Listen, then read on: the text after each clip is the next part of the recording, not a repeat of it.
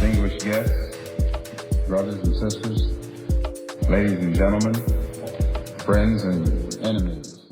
Okay, welcome to this week's episode of the Make It Plain podcast. This week, we're going to have an interview with Mitchell Esajas from the Black Archives in Amsterdam. Black Archive do some great work. They've got this building out there where they've got all this archival stuff, loads and loads of pamphlets, leaflets, books. Just a really, really, really impressive organization. If ever you do get a chance to go over to Holland, go over to Amsterdam and check them out. So we can talk about the great work that they're doing. I actually first went there just after Grenfell. They did a talk. They invited me to go and do a talk to the community out there. I did a talk in the archives, and I did a talk in a different institution. Randomly telling you just how racist somewhere like Amsterdam is. I mean, geez, Holland is different, man. Like in the UK, we tend to, like in most European countries, will celebrate their races. So, you'll see Churchill, Rhodes, and that in England, various slave owners, etc. Colston, who got taken down in Bristol. In Amsterdam, they celebrate everybody. Oh my God, there's one part of these roads. All the way had like Columbus on there, Marco Polo, it had, I think Leopold may have been on there, I could be wrong, but there was like this whole stretch of roads with like just everybody's different races to celebrate. That place is different, but honestly, I always say this when I go to continental Europe. I know the UK is in Europe technically, but continental Europe is different, man. The racism hits different. One of the things that Mitchell is also involved in is the Stop Zwarte Piet or Black Piet. So if you've seen, what's the show with Donald Glover, Atlanta. If you ever watched Atlanta, there's an episode where they're in Amsterdam and they had to cancel the show because everybody's turning up in blackface. They actually genuinely have this blackface character called Black Pete who goes around helping Santa on Christmas, and they all black up, put the fuzzy wig on and all this. Different level, I swear down. Next level racism when you go in continental Europe. It's like going back in time. And when I did this talk, I can't remember the venue it was on, but it was on Witte de Wit Street, which I was told translated to White of the White Street. Could you ever talk about black radicalism? I mean, honestly, like swear that Europe is definitely an interesting place. Let's put it that way. I mean, we're talking about elections in the UK. Elections in Europe is like, let's not have fascists, right? France get celebrating because the fascists didn't take over government. I mean, at least in the UK, you just got one fascist, two fascists. Well, actually, the Conservative Party are pretty much fascist at this point. If anybody can tell me the difference between Cruella Braverman, and Nigel Farage. I don't know. I can't see it. But yeah, continental Europe is different. So it's a really good conversation actually about the differences, what the work they're trying to do, etc., etc. I do definitely check out the Black Archives if you get a chance as well. Thinking about elections, I mean, there has been lots of elections. Yeah, France, the fascists didn't quite get in this time. Thankfully, they were third. Woo! Celebration. In the UK, I have to make a correction. I was actually wrong. I can be wrong. I'm not always right. I was wrong saying that my vote would not count.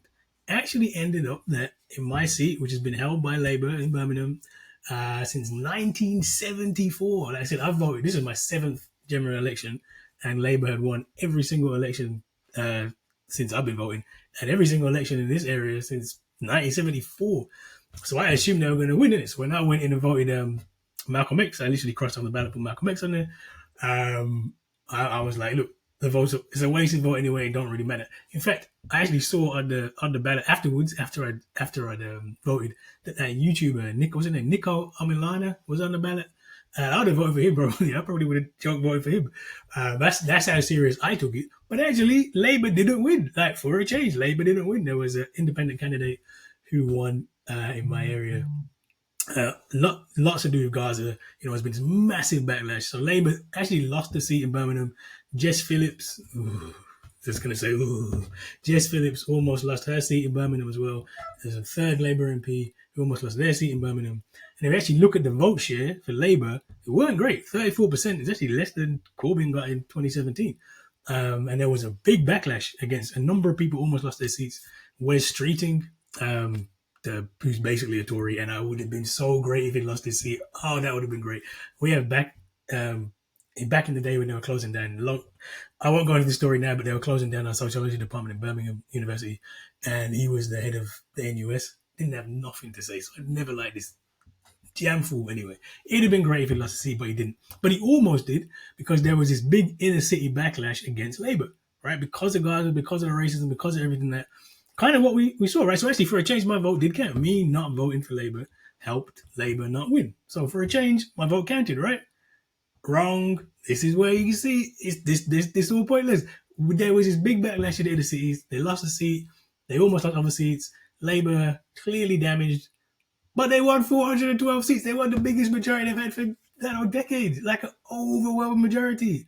They took us for granted because they could take us for granted, right? Like they even threw away seats. Pfizer Shaheen seat when they were trying to get rid of Ian Duncan Smith. They just deselected at the last minute and they lost. And they don't care because they won 412 seats. They have this massive majority. If actually, strangely enough, the fact that we actually did have an impact on the poll and it had no impact whatsoever on what happened, just again tells you the nonsense of this idea of the black vote, etc., etc. And in theory, there is a in theory here where there has definitely been a backlash. There isn't a great support. The Labour support is not very strong. And at the next election, in theory, you could build on this. And if there was a party that could rally the inner city, you could maybe take 10, 12 seats, maybe. And then that, in a big, massive majority, it's not making a difference. But in a smaller hung parliament, that can make a difference, right? So in theory, that's possible. But, and this is the big but, if you do that, that's the inner city vote. That ain't the black vote. It wasn't a black vote that got Labour in my area. It was mostly about Gaza, right? This is inner city area. This is a coalition, black, Asian, working class. There's not very many white people already, but migrants, etc., which is good, and there's reasons to have solidarity, and there's reasons that we should do that, etc. But don't confuse that with the black vote. If we were going to have a party that did this and could claim inner cities, it would not be a black vote. It would not be a black agenda at all. We'd have it maybe more so on the table, but not actually there, right? So, I mean, I think in the UK maybe there's one. I don't think it's out of London. There's definitely no areas which are majority black. I'm not even sure in London there are. I haven't done the stats on this. So again, thinking about political representation, the best we could do is possibly with an inner city coalition get 10 to 12 seats. And you think that's power? So I'm saying it's not power. We have to understand what politics means and what that means. And again, this is where, like with Harambee Organisation of Black Unity, we want branches in different parts of the world. And really importantly, it's different in different places. So in the UK, there just ain't that many of us. This is not a sensible thing to waste lots of our time doing. Vote where you can, not saying don't vote, etc. But this is not going to get meaningful change. We need organization that can push the politicians no matter what. But if you're in the United States, there's plenty of places in the United States, you can get loads of black people elected. They were trying to get Malcolm X to run for Parliament, Congress in America, because they knew that in Harlem, he'd win. Imagine that. Malcolm X could get into Parliament. It's not happening here. Don't be stupid. That's not possible here. But it's possible in America, so you should vote. If you're in the Caribbean, if you're in African countries, it's all black people. Yes, you should vote. Take over, vote, run political candidates, etc. In different places have different priorities. Here in the UK, stop it. It's not any kind of solution. It can get you somewhere, but it's basically nowhere. We have to organize ourselves, self-reliance, push the politicians. That's what we should be doing. All right. Anyway, thinking about the Caribbean, actually, I was going to talk about the Caribbean. I actually wasn't going to. This wasn't the rant for this podcast. What I wanted to talk about was the hurricanes that just happened. Right, devastating hurricanes. People lost their lives. I got lots of family in Jamaica. My late wife's family's Barbados. Devastating. Look, and it's really, and condolences to anybody lost their lives and all the property, the damage has happened, and this keeps happening, right? And again, this is what we need to start asking is big questions, not just the small questions, right? What do we do to recover from hurricane? Yes, we need support. Yes, we need money. Yes, we need this. Yes, we need that. But it actually poses a much bigger question. And this goes back to a conversation I had like a couple of weeks ago. I went to a conference in Limerick, of all places, in Ireland. The place that actually does the limericks. They once was a man from Nantucket. Yeah, I ain't gonna give you a limerick, but I went to this conference and I was talking about psychosis of whiteness, and with my colleague Erica Brand. I mentioned Erica before. Erica does a Broke-ish podcast, which I definitely recommend you check out. And we're having this conversation about psychosis of whiteness. A question comes up about, what does a Black Revolution look like? And I'm talking about the limits of the Caribbean, right? Now, I bring this up because one of the people in the audience got pretty upset when I pointed out that, my family Jamaican. Jamaica is one of the largest islands as well, with a bigger population in the Caribbean. Now, if you really look at Jamaica, we really have to question what the future of the island is. Right? Now, look, I'm from a family of proud Jamaicans. My dad lives in Jamaica.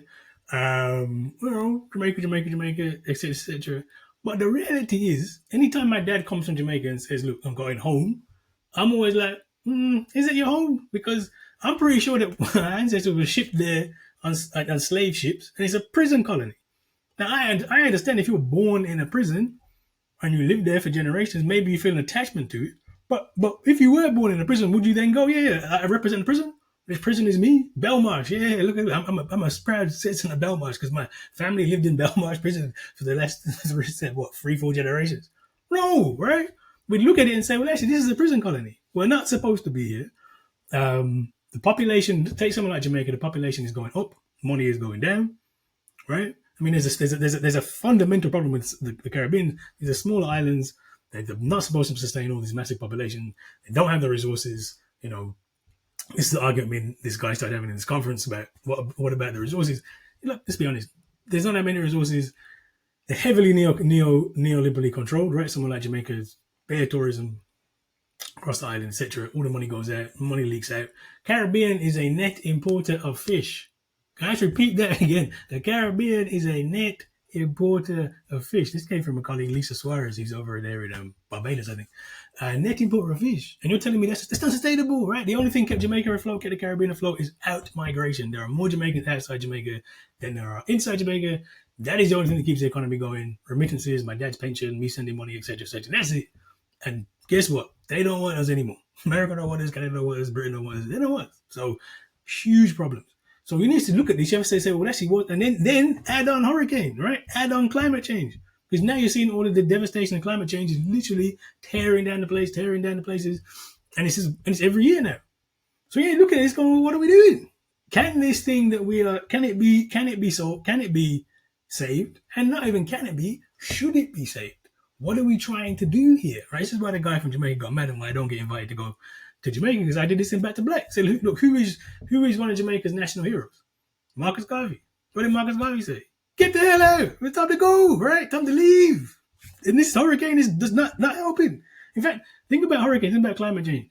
Think about where climate change is affecting the world the most. It's in the underdeveloped world. It's Africa, it's Asia, it's the places where Europe does the damage. We have to pay for it. You'd think God is racist at this point. Like, honestly, you'd be like, what is going on? But there's certainly a message from the ancestors coming here saying, look, the national hero is Marcus Garvey.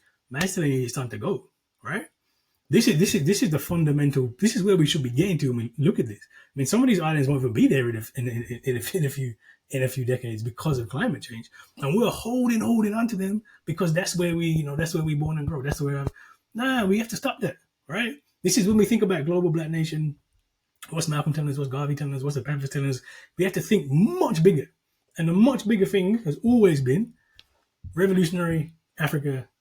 That's it.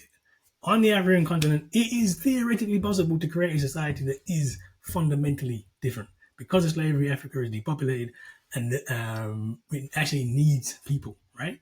And when I say this, people talk like I'm talking crazy. Like, well, of course, it's poverty. Da, da, da, da. And this was the big mistake that Garvey made, was you can't just go. The preparation has to be there to go, right? But only racism. Think about this.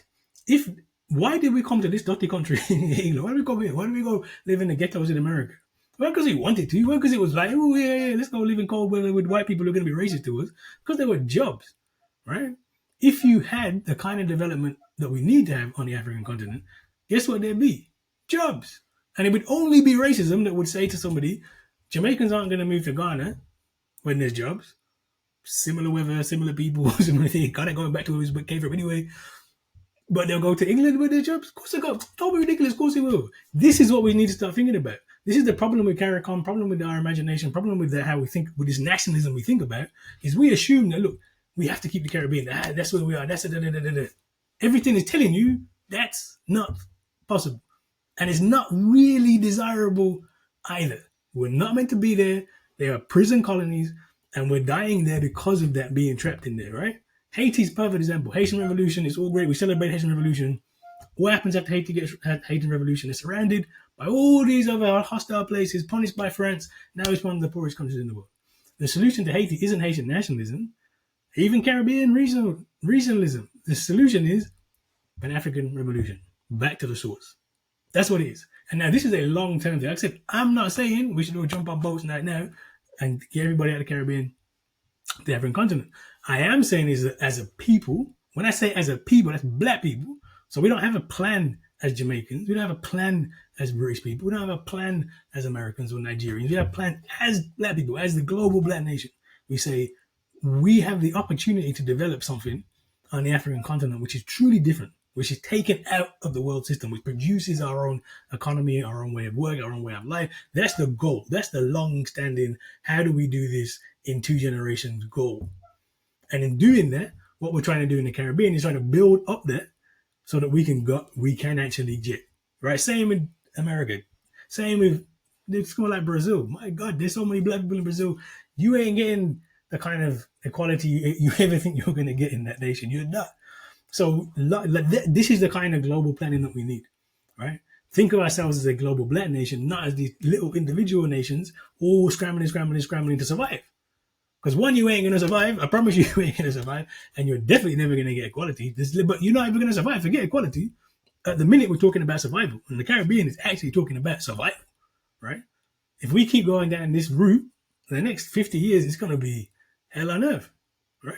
So we need to really rethink. And again, this is what we're trying to do. Harambee Organization of Black Unity is why we're having CAP 25 in the Gambia, on the continent, trying to bring people together, trying to bring us all together so we can strategize as a people globally rather than strategizing individually.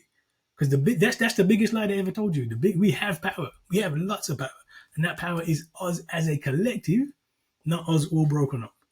So again, people don't want to hear it, but Garvey was right. It's time to go. But we have to go sensibly and build that collectively and build that properly. Anyway, so yeah, CAP 25, please do come check out the website, blackunity.org.uk. Find out all the information. There's more coming out as we develop it. Like I said, we're going to had a conversation with Mitchell Esajas from the Black Archives, talked about situation in Amsterdam. They got a far right rising there as well. They even had the Prime Minister and the King apologize for slavery as well. Look at that. Guess how much difference that's made. Yeah, okay. We had this wide-ranging conversation about all the great work they're doing, the Black Archives. So tap into that as well. I think. Actually, maybe I can show you. Since it's a podcast, I can tell. I'll try to describe it. Okay. Here, for example, see a book which is signed by Langston Hughes, well-known poet and playwright from the Harlem Renaissance. Yeah. Here we see a signed book by Claude McKay, also a well-known poet. Here we see a book of the Second Congress of Negro Writers and Artists, which took place in Rome. Where people like Franz Fanon, and others. Here we see an Ebony magazine, Martin Luther King on the cover from the 1960s. Okay. Here we see that's one I'll show for now. A newspaper article or newspaper from Ghana about the All African People's Conference from December 1958. So we found fascinating material, and that's how the Black Archives arose. We started to organize that. Okay. Yeah, no, thank you for that. It might be, if you can pull you said you got a mic. Can you bring the mic closer to you? Yeah, sure. A bit. Yeah, is this better? Perfect. Yeah, that's good. Yeah, no, thanks. So you've got all this material and you put it together. And you haven't you've been renovated? Is the building being renovated? Yeah, so we started in the building of the Old Association of Surinamese People, but their building is being renovated. So we moved temporarily to a space in Amsterdam Southeast, which is the historically black neighborhood of Amsterdam, comparable to Brixton. And after the renovation, we'll move there. Okay. And so what kind of things? You've had some high-profile people come through, right? I saw that Angela Davis visited the archive. Yeah, she visited us 2018 or 2019. Yeah, she was here a whole week for talks and projects co-organized by I think, the University of Amsterdam. And yeah, we had the pleasure, the privilege of hosting her at our space as well. Yeah, which was great because part of the collection I just told you about was collected by these people on this painting, Otto and Hermie Haswell. And shortly, Otto was born in Suriname, Hermie in British Guyana. At a young age, they ended up in New York, and he became the only black co-founder of the Communist Party. And, became very active in the anti-imperial movement from the 1930s to 1960s.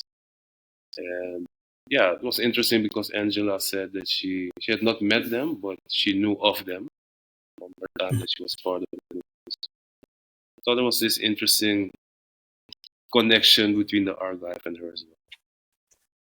Yeah. Oh, I mean, it's really powerful. It's a really powerful space. Are you still collecting things now in the archive? Yeah, we are. So most of the collection is formed by donations. So besides the collection of the association, Mr. Albanon, we receive a lot of donations. Sometimes, of course, we buy some new publications or old archival material ourselves as well.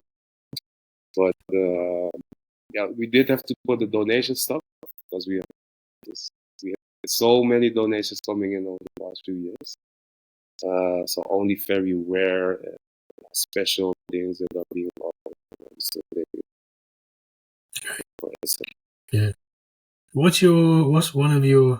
I don't know if you got a favorite thing in the archive. What's one of your favorite items?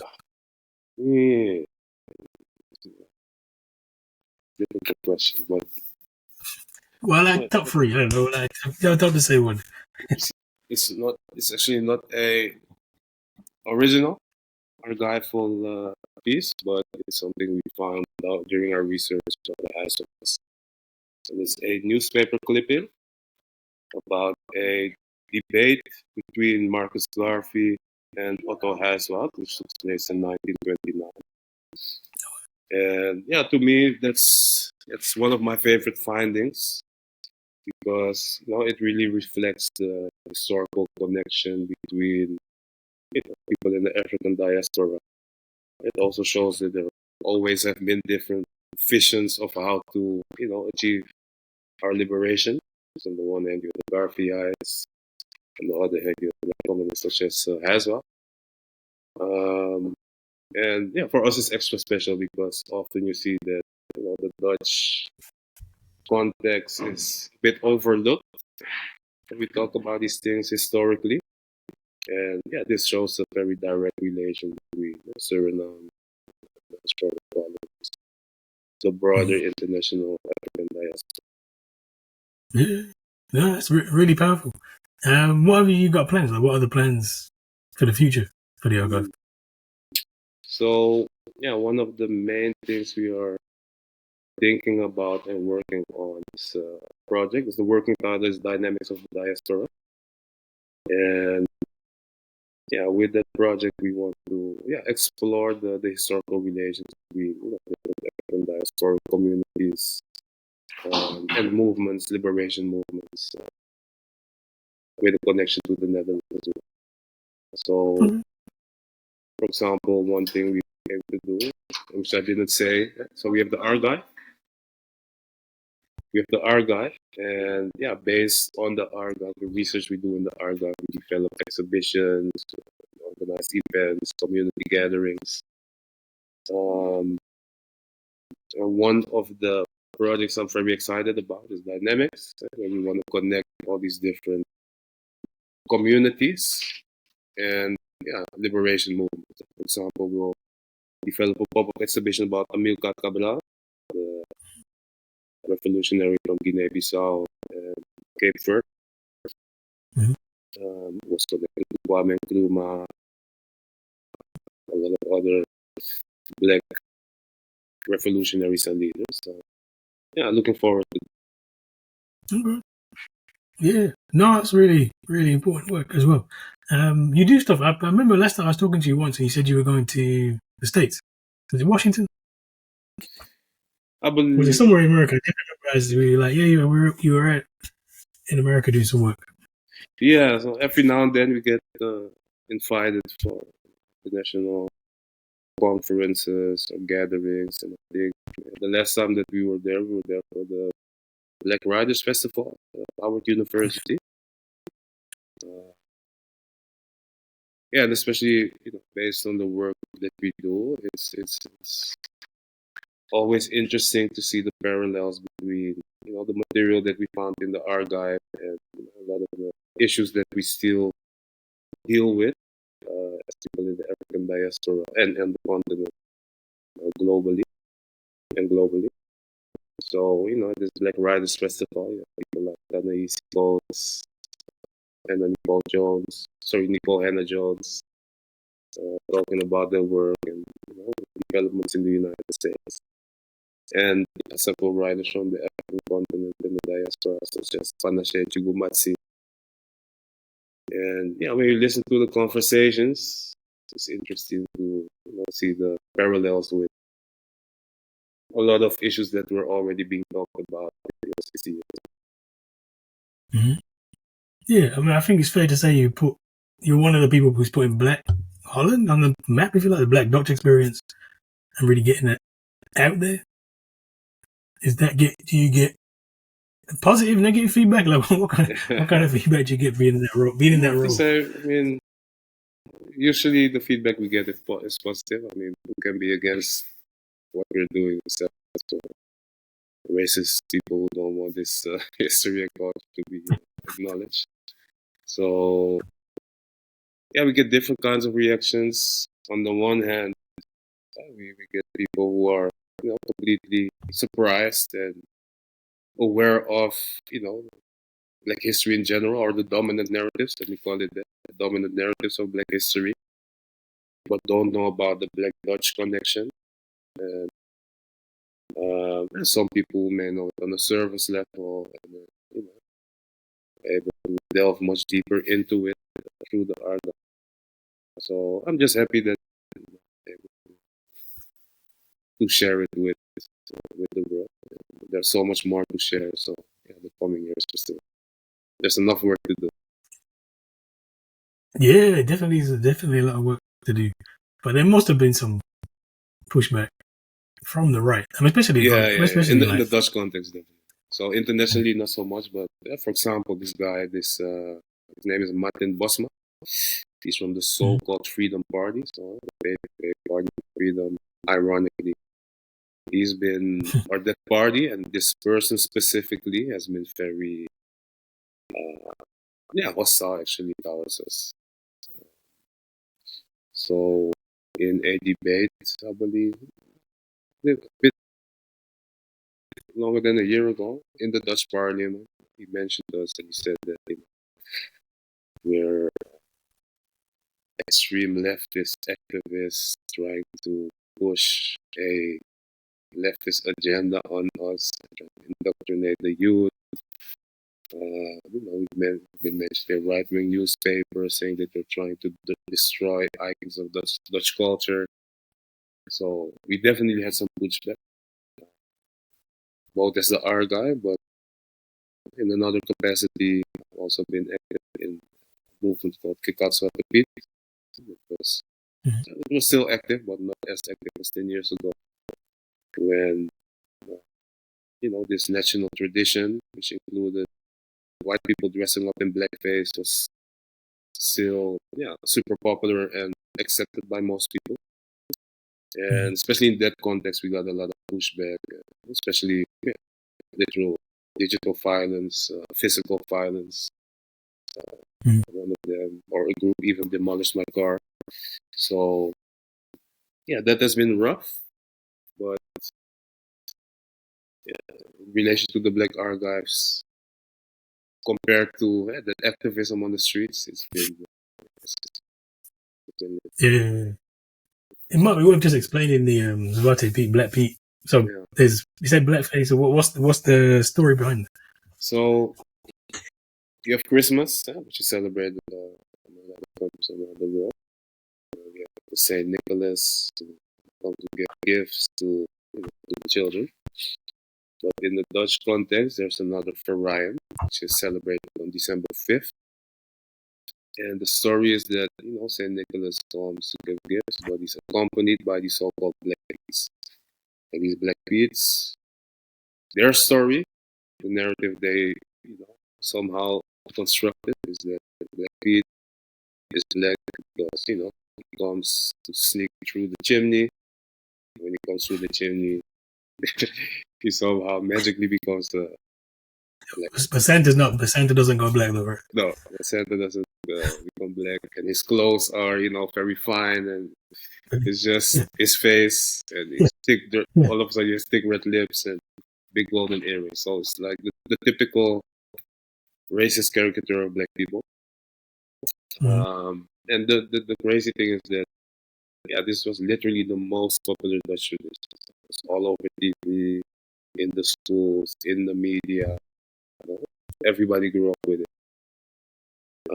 And obviously there has been protests against it for decades, but it never really got traction until about 13 years ago, 2011. A group of people started the campaign called Black Pete is Racism, and a few years later, set up a coalition called Kick Out Zwarte Piet, where we used non-violent protest methods to, address this particular tradition. And that really sparked a huge national debate, a lot of resistance, as I said, violence, police violence, people being arrested at these protests even. But it did spark a debate about the broader and underlying issue of institutional racism, anti-blackness, the legacy of colonialism and slavery in the context of a country that would rather ignore and deny the history and its legacy than, acknowledge it. So, that's why this political development has been so strange. Because there was some progress on that field because it's been abolished in most cities, most schools. So it's not as acceptable anymore as 15 years ago. But at the same time, I think that a lot of white people feel like their culture is being taken away. These foreigners are telling them what to do in their own country. That's the narrative that the extreme right has been pushing. So I see this political development as a form of backlash against the progressive movement. Yeah. So once you start talking about racism, there's a backlash. Exactly. And you see it quite strongly. Yeah. There's an episode of Atlanta, right? There's blackface, black Valerie. That's right. Yes. It's become world famous.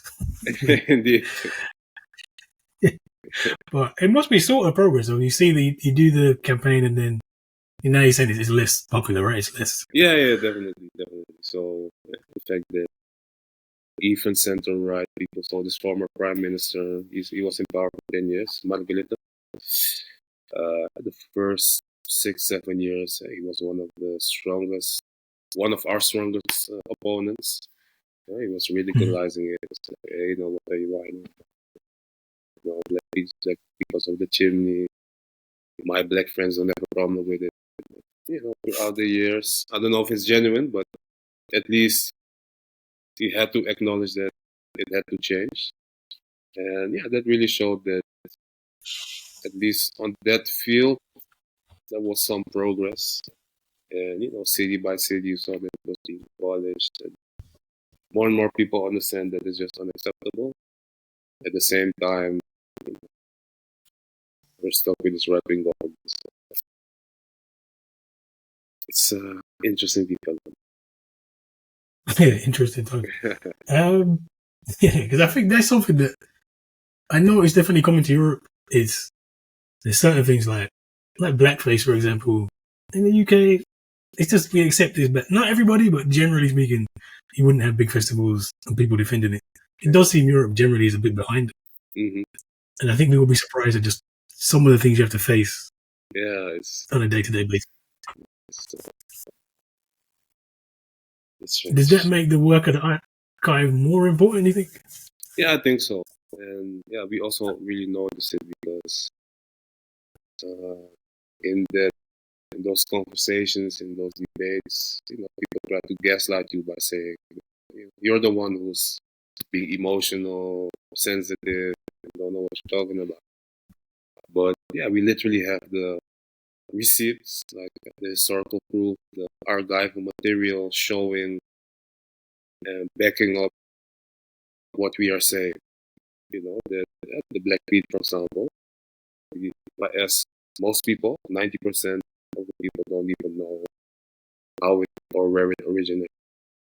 But yeah, we literally have the archival material to show that it was actually invented in 1850 by this children's teacher called Jan Schenkman.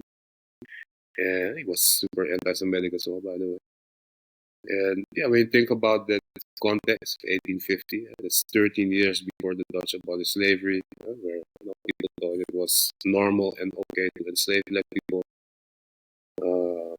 And yeah, especially in that period, end of the 19th century, you see blackface, minstrel shows touring throughout Europe, coming from the US, and you see the advertisements of all kinds of goods.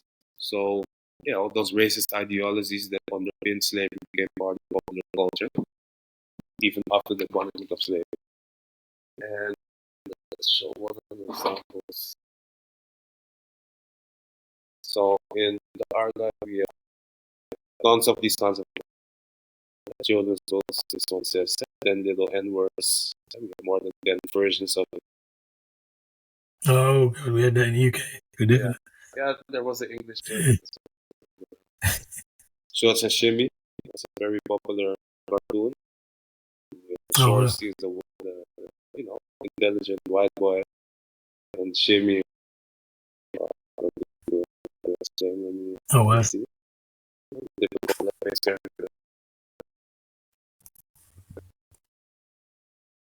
A big N-word book, huge book with puzzles, pages, drawings. Right here we have the booklet of Jan Schenkman. So this is the. Which this one, sir? Says Saint Nicholas and the Servant. So this was the booklet in which the Black Piet figure was introduced for the first time. Oh wow! So yeah, this kind of material really helps to, have a conversation based on arguments, based on archival material instead of, emotions and assumptions. And yeah, that's why we think it's very important to do this work. Yeah, no, I mean that's appalling, but at least you got the receipts, right? Like you said. Yeah. Yeah. Well, but that, I guess the question would be that have the change. Are things any better? You think the Black Dutch context, or not? Compared? Do you mean like compared to 20 years ago, or? Yeah, say since when have you been active? The UK. No, compared just in the Black Dutch context. Say like since you've been organizing, do you think things have improved? Are they the same? Are they worse? Are they better? Like, what do you think? I've been having this discussion with a few people. Yeah, what's nice about the work that we do is that there's a lot of. It really sparked a lot of intergenerational conversations as well. We've been talking to a lot of people, for example, who were active in the 1970s and 80s. On the one hand, they also argue that what is better is that the community is much more outspoken, much more visible, more organized, and therefore also more respected compared to 30, 40 years ago. And on the other side, on the national level, the political developments, the extreme right was unthinkable that the extreme right would have so much political influence. There were, of course, political extreme right movements back then as well. But there literally was a cordon sanitaire around it. So the center right and the leftist movements, they wouldn't even talk to them. They wouldn't even accept, take them seriously. But now they're in the center of power. So yeah, that is a very problematic development, because we all know where this can lead to. So we take it very seriously as well. So yeah, it's a complex question. On certain levels, it got better, but when you look at it on the national political level, especially at this moment, it got worse. Yeah. What's it been like working with? Because you said the archives it's a long established ceremonies organization, right? So that intergenerational connections, has that been helpful? Yeah, absolutely. Because I think for us as like relatively young, I'm not that young anymore, as young people, in our context, it shows that there's also a legacy we can build upon. We can, gain some pride out of. Because otherwise, you think like, hey, we came here, our forefathers or foremothers, our parents' generation, they didn't do anything. They didn't even, stand up for their rights.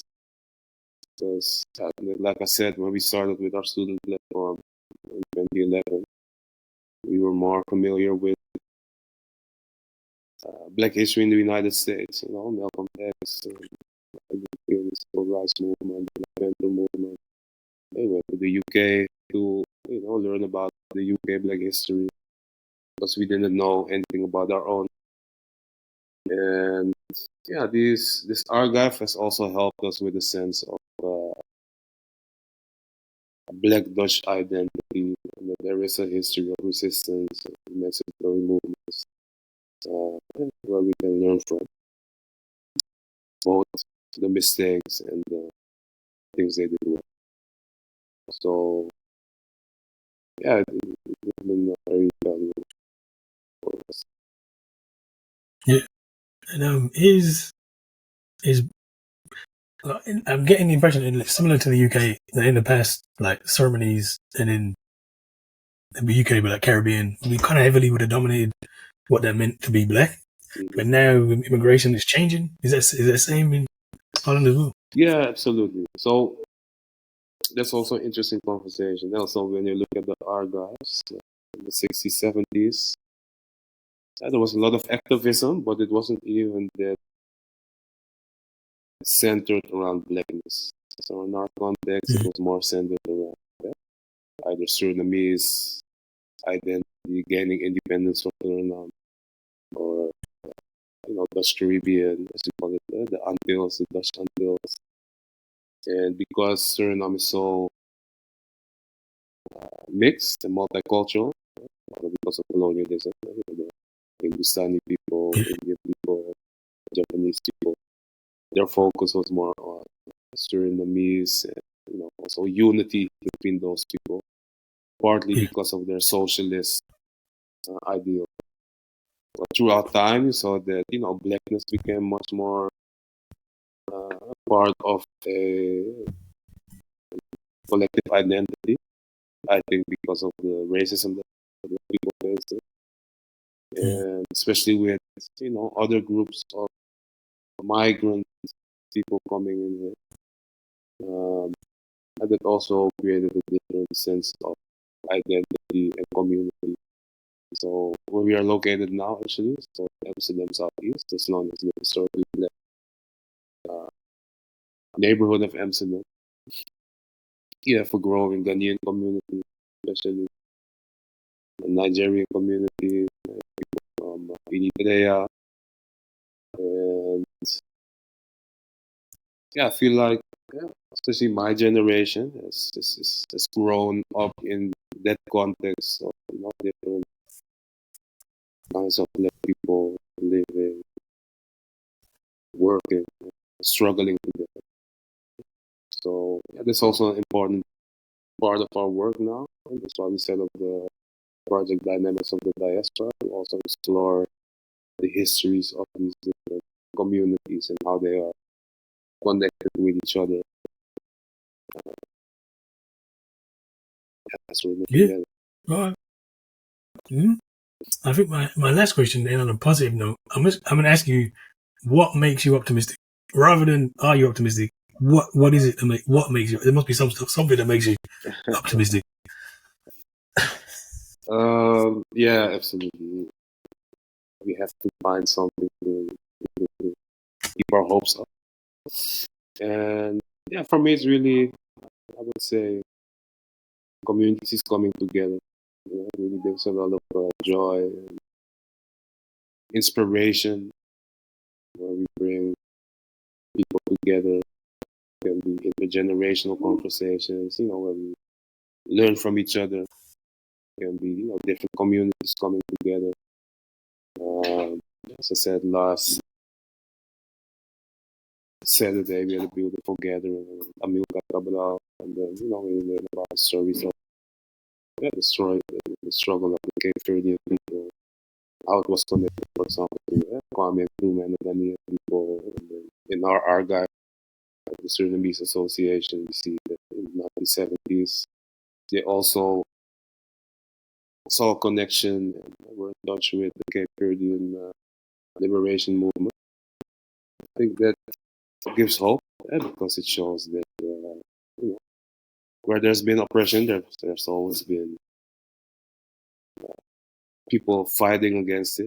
And although sometimes they feel like it's hopeless and it all doesn't matter, we have to remain hopeful that one day these systems of oppression and inequality will fall.